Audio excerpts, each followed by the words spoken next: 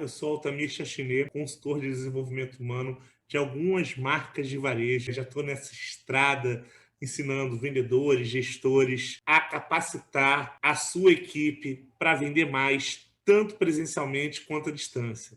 E hoje eu vim falar um pouco sobre as métricas da venda à distância. A gente tem uma sensação agora de pandemia que os clientes não estão indo na loja, né, por causa do distanciamento social, mas na verdade essa sensação já vem já há algum tempo.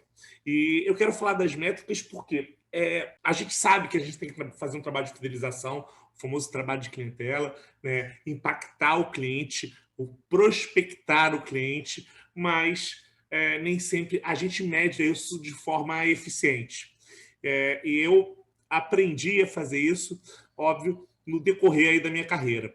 Eu estou 25 anos administrando, gerindo equipes de vendas, né, ensinando gerentes, gestores, né, supervisores e vendedores a como melhorar o seu desempenho, tanto na venda física quanto na digital. Então, eu aprendi muito com técnicas de venda logo na minha primeira empresa.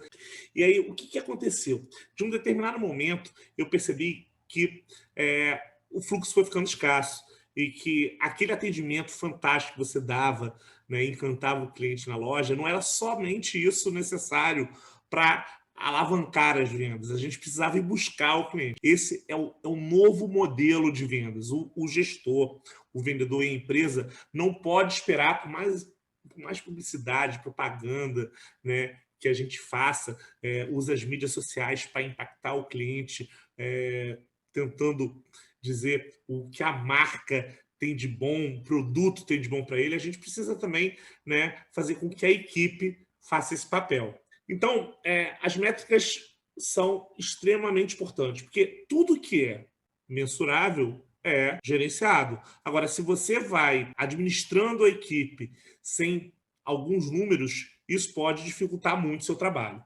E a primeira métrica que eu quero dizer, e a mais importante, óbvio, que é a quantidade de contatos. Na venda como um todo, seja ela física, digital, à distância, por telemarketing, por WhatsApp, né, pelas redes sociais como o Instagram, existe uma constante que avalia, né, o seu resultado em vendas, que é a constante de vendas. Essa equaçãozinha é simples. Você pega Q mais Q é igual a V. No caso, se você fizer mais Q, né, você vai ter mais V. Como assim? Quantidade mais qualidade é igual a mais venda.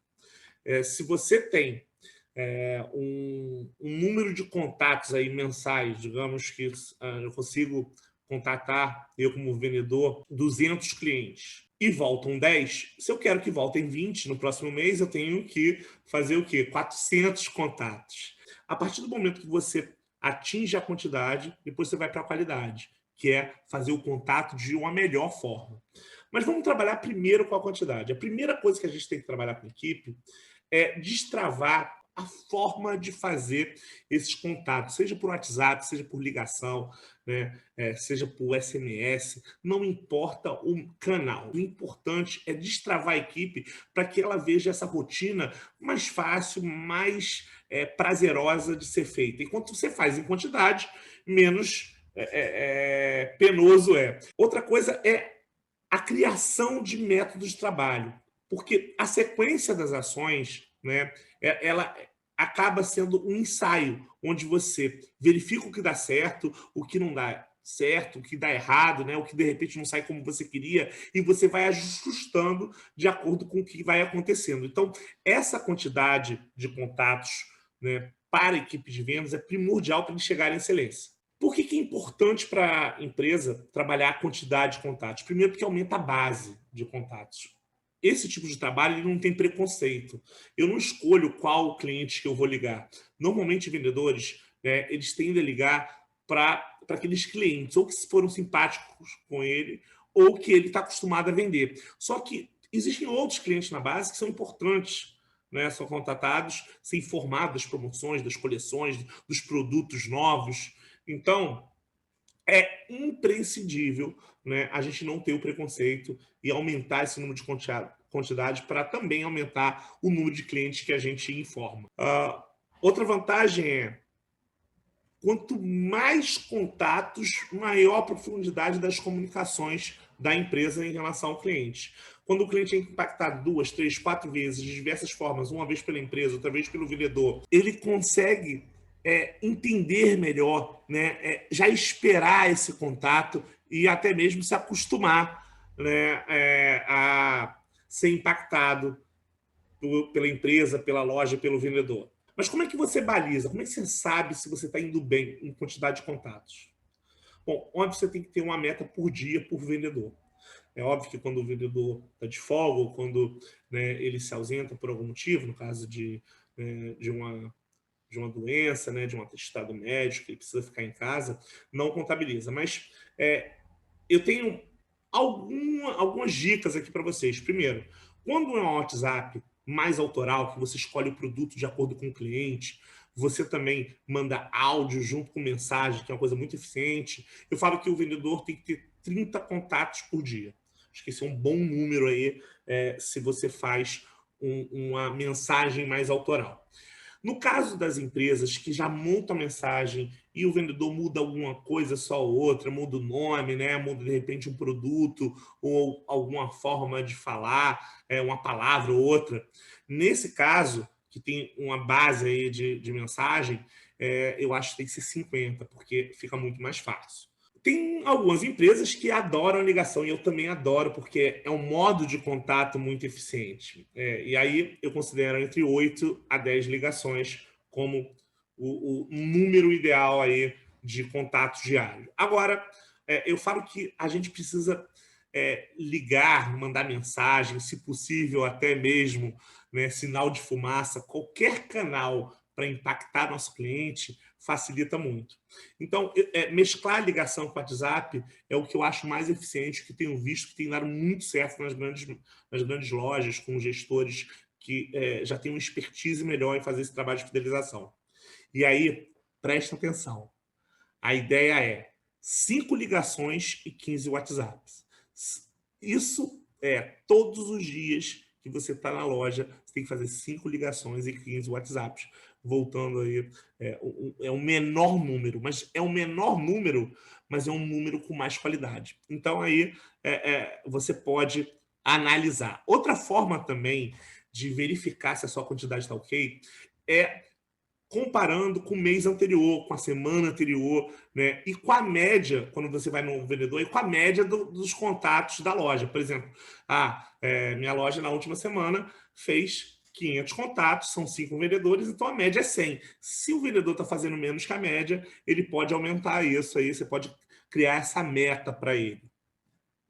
Agora, quando a gente fala em quantidade de contato, a gente pode ligar, pegar um dia e sentar o dedo no WhatsApp e ligar para muitos clientes, ou você fazer isso com uma frequência, né, maior. O que eu considero? Né? Eu considero que o vendedor ele tem que ligar o máximo de vezes naquele dia. Não importa se ele fez 200 ligações no dia, no outro dia ele tem que fazer, né, as 30 dele, que estava programado. Por quê? Existe o Jeb Blount, que é um autor de livros de vendas e é muito famoso por um livro chamado Prospecção Fanática. Ele cita uma regra chamada Regra dos 30 Dias, que é muito para o B2B, ou seja, do business to business, mas tem muito a ver também com a loja para o consumidor, né? O business to consumer B2C. O que a gente consegue perceber? Que os 30 dias de contato que você faz, ele impacta nos próximos 90 dias. Ou seja, você faz 30 dias de contato e esses clientes vão, né, voltando no decorrer de 90 dias. Isso no B2B. Eu falo que no varejo, normalmente isso pode, óbvio, tem que fazer o estudo, mas assim, chutando, 15 dias corresponde aos 45 dias, os próximos 45 dias aí de resultado. O fato é o seguinte, se você tem 15 dias para, né, fornecer clientes para os próximos 45 dias, se você deixa, né, se acomoda, tem um gap aí de contatos, você vai perder futuramente. Então, existe uma análise também muito boa para ver, que é a ligação versus os períodos para análise. Como assim? Se eu estou analisando 30 dias, eu tenho que ver quantos dias eu tive de contato, quantos dias eu contatei clientes. E o ideal é que seja 70% dos dias disponíveis. Então, se eu tenho 30 dias, eu tenho que ligar 70% desses dias, mais ou menos 21 dias, aí ligando para clientes. Óbvio que vai tirar o domingo, vai tirar o sábado. Ah, pode ligar sábado, pode ligar domingo? Óbvio, se tiver intimidade, para fazer, para dar um parabéns para o cliente, você tem intimidade, ou né, voltando aí uma solicitação do cliente, eu acho que você tem que medir. Mas o ideal é ligar, né, de segunda a sexta no horário comercial. Bom, quando a gente fala também de contatos, existe só um momento que você tem que, digamos, aumentar essa quantidade, que é nos lançamentos de coleção, lançamento de um produto especial, né? Quando você está mudando, né, de preço, quando você está fazendo uma liquidação, quando você está fazendo uma ação específica. Nesse momento, o ideal é você aumentar a quantidade. Então, a gente faz mutirão de contatos. E aí, você pode dobrar esse número, especialmente nesses momentos, para você impactar o maior número de clientes e eles virem comprar com você. Uma coisa muito importante para facilitar a quantidade é a construção de scripts. Quanto mais scripts você fizer, por exemplo, eu acredito que tanto mensagem quanto ligação, a gente tem que ter mais ou menos assim um começo, meio e fim de mensagem, o que falar, o que não vai falar, né? O que pode, o que não pode, o que é bacana dizer para o seu cliente. Porque a partir do momento que você monta o script, não é que você vai ser automático, mas você vai se antecipando às dificuldades. E aí a coisa se torna tão eficiente que você, pelo contrário, é mais criativo, é mais desenvolto. Porque é que nem quando você ensaia para uma peça. Eu não sou ator, né, mas já ouvi falar muito que quanto mais ensaio, quanto mais você conhece o papel, mais você consegue improvisar, porque você conhece a fundo ali o começo, meio e fim da fala, né, da fala dos outros. Então, eu acho que isso é extremamente importante. Um dever de casa aí para vocês é fazer com a equipe scripts para tipos de contato, por exemplo, contato de pós-venda, contato do cliente inativo que não vem há muito tempo, o cliente que não vem há 2 meses e que você vai estar informando um produto novo que chegou, ou até mesmo falar de uma promoção. Então, o ideal é fazer alguns scripts aí para você facilitar. Então, esse é a nossa primeira, né, métrica, ou seja, o primeiro indicador que a gente tem que trabalhar, quantidade de contatos. E quando você trabalha, né, quantidade de contatos, que é antes ainda mesmo da quantidade de retornos, você faz com que o vendedor tenha a sensação de ganho, porque quanto mais vitórias ele conseguir lá no começo ligar para 10, depois ligar para 15, depois ligar para 20, depois chegar aos 30, ele vai sentindo a sensação de que está ficando eficiente naquele trabalho. E isso é muito importante para empoderar a sua equipe.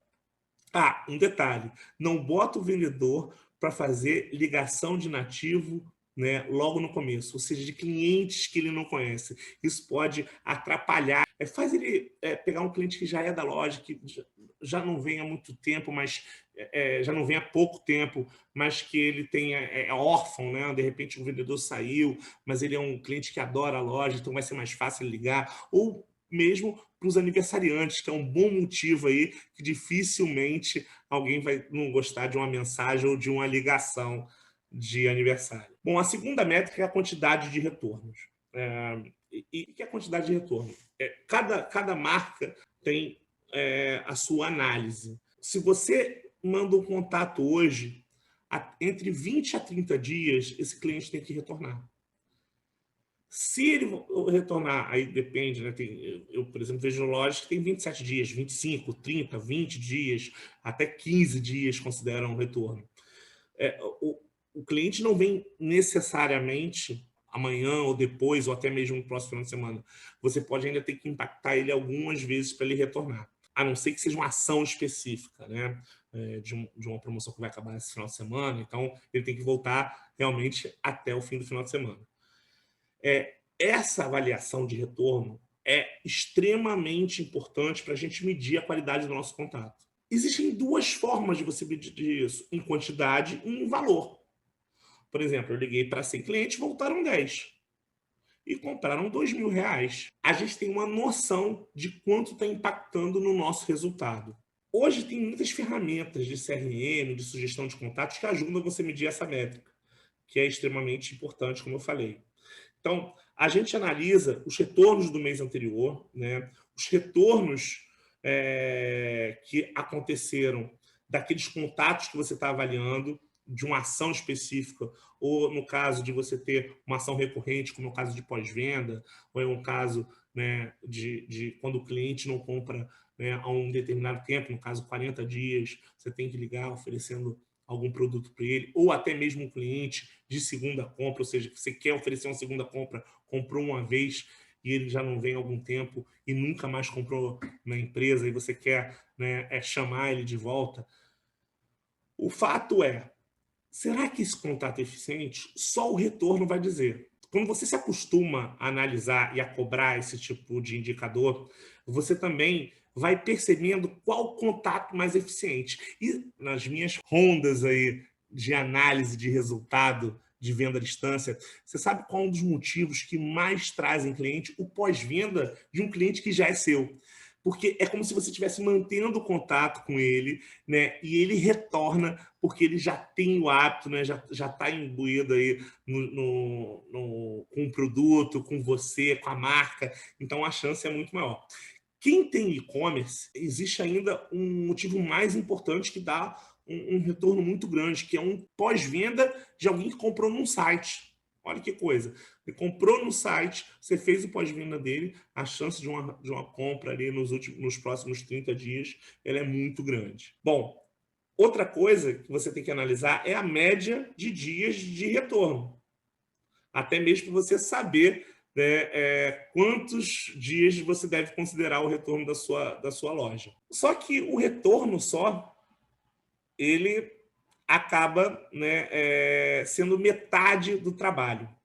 Então, o nosso próximo indicador é o percentual de participação da venda de retornos. Ou seja, se minha loja vende 100 mil, quanto desses 100 mil foi de retornos de contatos que eu fiz? 30%, no caso 30 mil, 50 mil, né? Isso é, para mim, o maior indicador de trabalho de fidelização. Os contatos mais envolventes, eles geram mais retorno. Eu estou analisando que está sendo um trabalho feito desde o primeiro atendimento, na experiência de compra desse cliente, e nos contatos seguintes. Então, quanto maior a qualidade você tiver, o planejamento do contato, né, e até a desenvoltura, no caso de uma ligação ou de uma mensagem autoral, maior vai ser a conversão. Então, a gente tem que trabalhar motivos envolventes para trazer o cliente na loja. Como é que você calcula isso? Você pega, né, o valor total da venda e pega o valor total de retorno. Você divide o valor total de retorno pelo valor da venda. Existe um outro indicador que também é importante analisar, que é a taxa de conversão. A taxa de conversão de contatos é o seguinte: quantos contatos você fez para quantos retornaram? Digamos, se eu liguei para 80 pessoas e voltaram 40, eu tive 50% de retorno. É mais ou menos a conversão que você faz em loja. Eu atendi, né, 10, vendi para 2, tive 20%. Tudo bem que 20% a taxa de conversão para a loja é muito pequena, mas para venda à distância é uma boa taxa de conversão. Eu acho que em torno de entre 7 a 10% é o que todo mundo quer chegar, pelo menos 10% de conversão.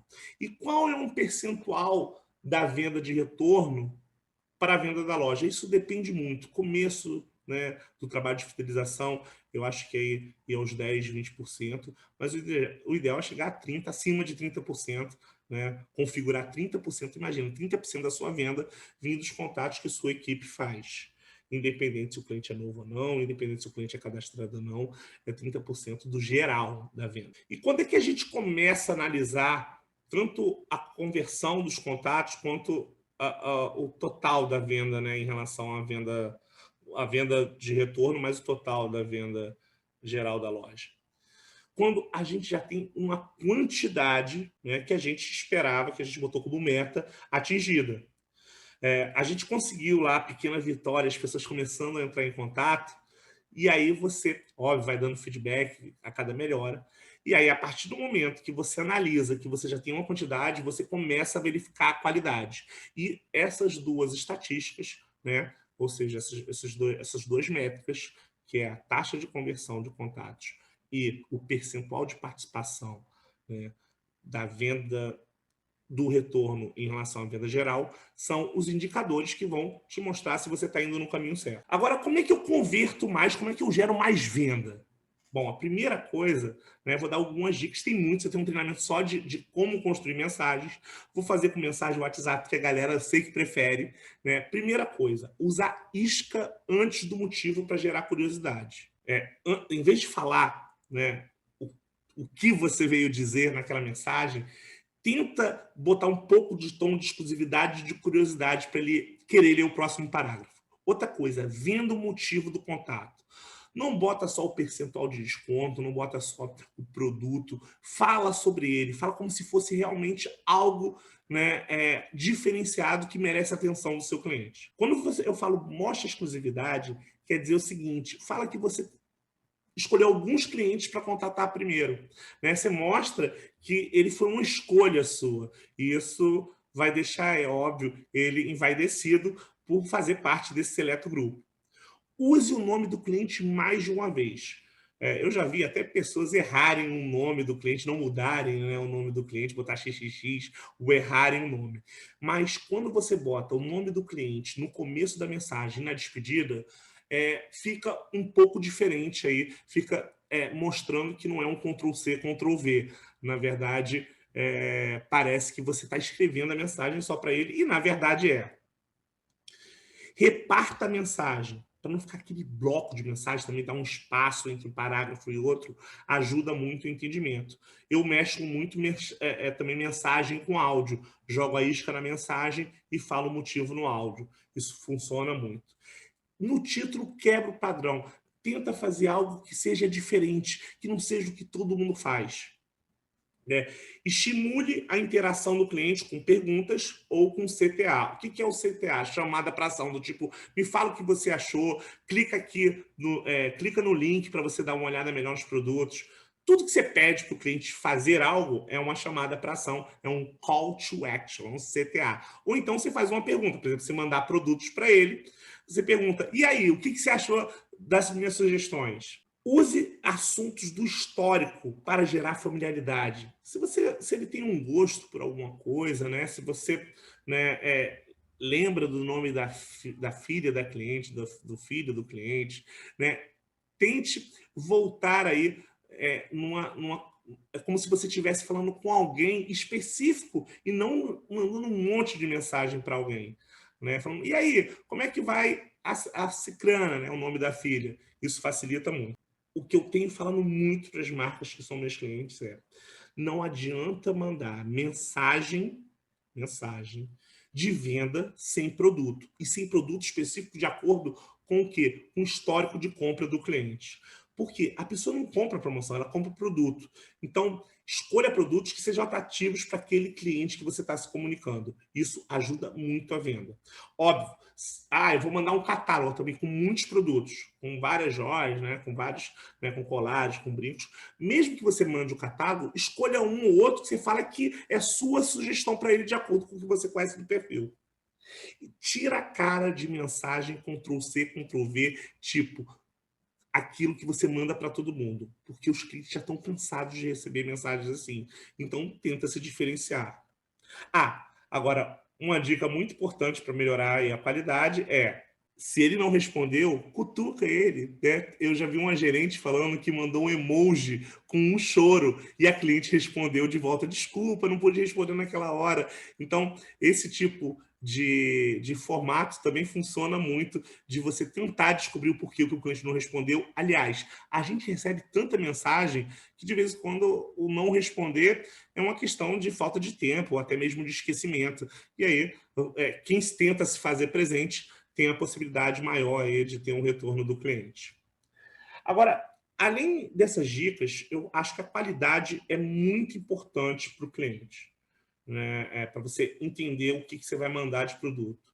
Então, algumas plataformas aí de sugestão de contato, de CRM, elas têm um histórico, né, de o que a pessoa compra, né, a cor no caso aí, a cor que ele prefere, o banho que ele prefere, o tipo de produto, se tem detalhes, se não tem detalhes, e isso já facilita muito, mas nada substitui o vendedor falando. Por exemplo, né, adora pingentes maiores, adora pingentes delicados. O que o cliente quer? Mas se a gente perguntar para ele, se a gente reter essa informação, a chance de você acertar no próximo produto que você vai oferecer é muito maior. E é engraçado que muitas vezes eu vejo a máquina, o robô, tentando imitar o ser humano, como é o caso aí dos robôs de aplicativo, né? Do algoritmo da internet, de que tenta entender o humano de acordo com as ações dele, que ele faz na internet. Agora, nós, seres humanos, a gente tem que aprender um pouco, né, com a máquina, de reter a informação e usar ela em seu benefício, porque a gente vai fazendo de acordo aí, muito mais automático, muito mais sem análise do que um computador. Dessas novos indicadores, né, a gente está acostumado muito com PA, VA, que é um indicador ticket médio, que é um indicador que a gente analisa aí a equipe de vendas no salão de vendas, mas eu acho que um dos mais significativos, uma das métricas mais importantes para o trabalho de fidelização, para o trabalho de venda à distância, é você analisar duas coisas em conjunto. Primeiro, quantidade de clientes novos e depois clientes com a segunda compra. Bom, vamos primeiro para o cliente com a primeira compra, né? A gente tem que ter atenção máxima nesses novos consumidores da nossa loja. Por quê? Uma média aí, a Patrícia Barizon, que é uma grande parceira, né, a galera da Jorrio aí conhece, né, sabe tudo de CRM, ela fala que em algumas pesquisas, entre 75% a 80% dos clientes que compram a primeira vez na sua loja, eles não retornam. Compram uma vez só. Olha que coisa! E eu acho que nossa equipe de vendas tem que trabalhar muito esse cliente novo. É óbvio, não vai deixar de trabalhar o cliente antigo, pelo contrário, porque ele é até mais fácil de retornar, mas a gente tem que, com unhas e dentes, fazer com que esse cliente não escape, né, da oportunidade de conhecer a nossa prestação de serviço, o nosso diferencial. Então, é, renovar a base, né, tem uma relação direta com o crescimento da empresa, porque quanto mais clientes novos você coletar, né? Ou seja, os leads, clientes que não compravam antes, comprarem agora, e a gente reter, a gente vai aumentando, né, a base e, é óbvio, a venda. Como é que a gente analisa? Primeira coisa, quantas pessoas compraram pela primeira vez na empresa? Qual o percentual em relação ao total? Né? Até para a gente ver se a gente precisa renovar a base, porque tem clientes que mudam o comportamento de consumo, né? Eles mudam de cidade, eles até mudam o seu punch de valor gasto. Um monte de coisa acontece com o cliente aí, então a gente tem que estar sempre renovando. Quantos clientes naquele período, né, sei lá, de um mês, 3 meses, 6 meses, fizeram uma segunda compra, né, nesse ano? Eu acho o seguinte: o cliente fazer uma segunda e uma terceira compra num período de 6 meses a um ano, ele é considerado cliente. Até então, ele está conhecendo a marca. A primeira vez ele conheceu e a segunda ele está testando. Se ele comprar uma terceira vez, a chance dele ficar fiel, principalmente nos 6 primeiros meses, aí, ou no primeiro ano, né, no caso aí de joia, dependendo do cliente, dependendo do valor da compra, né, a chance aumenta muito. A gente avalia essa estatística em longos períodos. A gente pode avaliar trimestralmente, semestralmente, né, e anualmente, para a gente verificar o trabalho feito com esse cliente. A primeira compra, a segunda compra. Óbvio, você pode analisar a terceira também. Como falei, 3 vezes comprando, mais fácil de fidelizar esse cliente. O vendedor, agora, o que é muito importante? toda loja tem aquele vendedor estrela, que já está há bastante tempo, e que já tem os clientes dele, e que quase sem esforço ele consegue ter um percentual muito grande da venda, um percentual de participação muito grande na venda da loja. Esse vendedor é imprescindível gerar uma meta de clientes novos e de uma segunda compra desses clientes novos. Porque o que vai fazer ele ainda aumentar a venda e ajudar a empresa, ajudar a loja, não é só vender para aquele cliente que já vem até sem esforço, mas também conquistar novos clientes. Aliás, ele é a referência da sua loja.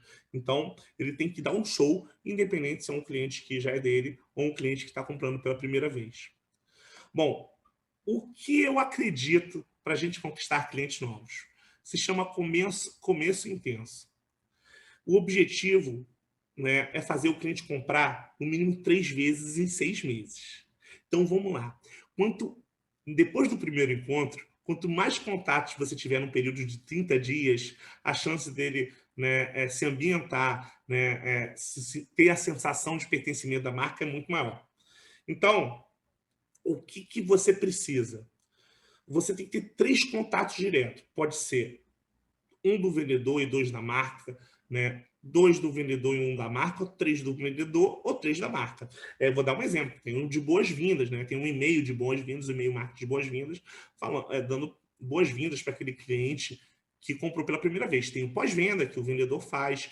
É óbvio que você pode mesclar até 5 contatos no período de um mês, sendo que o ideal é mesclar entre a empresa e o vendedor. Você vai marcar sem ser chato. Então, quem tem cashback, né, é uma ótima oportunidade também para manter esse contato aí antes dos primeiros 40 dias, enfim.